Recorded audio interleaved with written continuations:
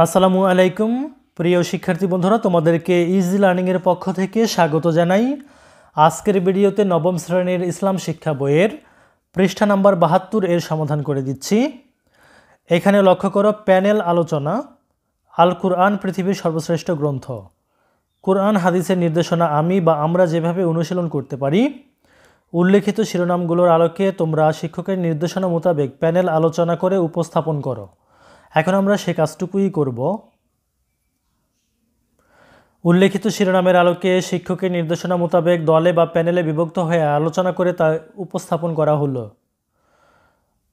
মডারেটরের প্রশ্ন, কুরআন মাজিদ সর্বশ্রেষ্ঠ কেন?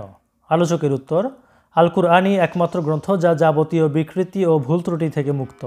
এটিকে পরিপূর্ণ জীবন ব্যবস্থা রূপে অবতীর্ণ করা হয়েছে।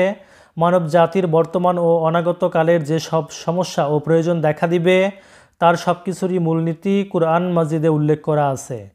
অর্থাৎ কুরআন কিয়ামত পর্যন্ত সকল সমস্যার সমাধান সংবলিত সর্বশেষ ও সর্বশ্রেষ্ঠ কিতাব।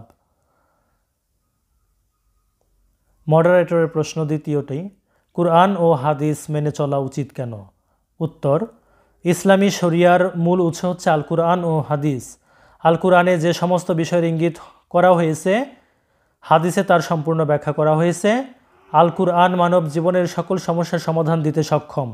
তাই আখিরাত জীবনে শান্তি পেতে চাইলে আল কুরআন ও হাদিস মেনে চলতে হবে।